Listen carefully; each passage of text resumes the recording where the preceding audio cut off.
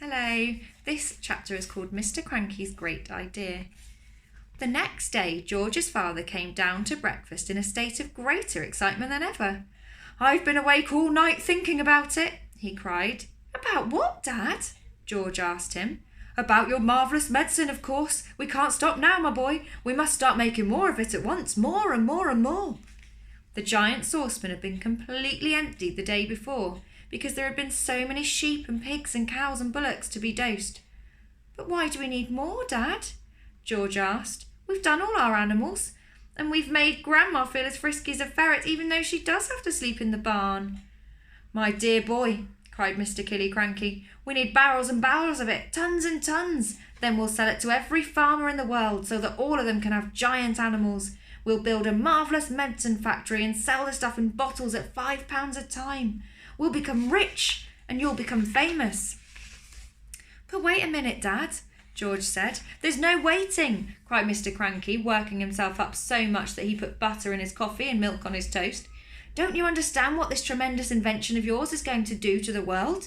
Nobody'll ever go hungry again."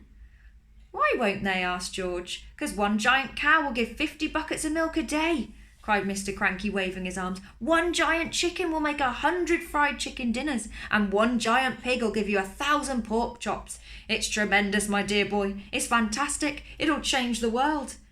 "But wait a minute, Dad," George said again. "Oh, don't keep saying wait a minute," shouted Mr. Cranky. "There isn't a minute to wait. We must get cracking at once." "Oh, do calm down, my dear," Mrs. Cranky said from the other end of the table, "and stop putting marmalade on your cornflakes." "Oh, don't worry about my cornflakes," cried Mr. Cranky, leaping up from his chair. "Come on, George, let's get going, and the first thing we'll do is make one more saucepanful as a tester."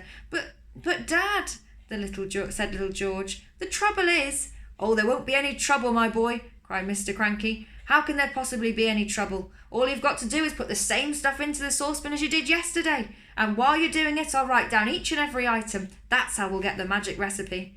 "But Dad," George said, "please listen to me."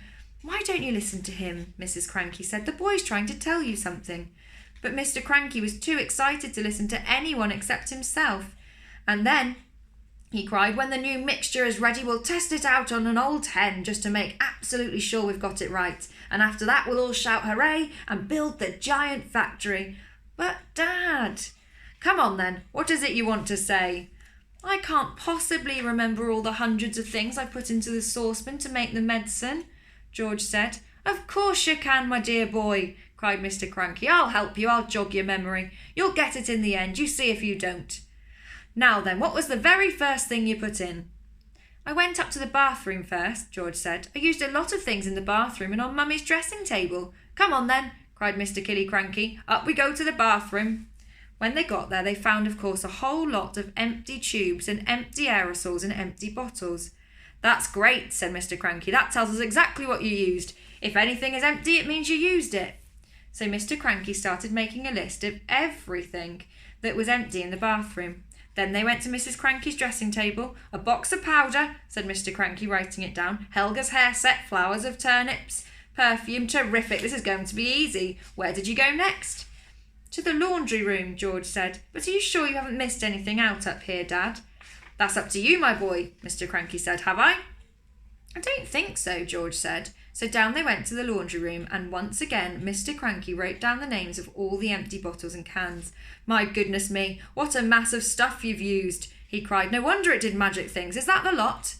"No, Dad, it's not," George said, and he led his father out to the shed where the animal medicines were kept and showed him the 5 big empty bottles up on the shelf.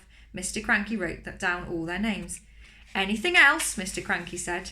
Little George scratched his head and thought, but he couldn't remember having put anything else in. Mr. Killy-Cranky leapt into his car and drove down to the village and bought new bottles and tubes and cans of everything on his list. He then went to the vet and got a fresh supply of all the animal medicines George had used. "Now show me how you did it, George," he said. "Come along, show me exactly how you mixed them all together." And we'll see you tomorrow for the next chapter.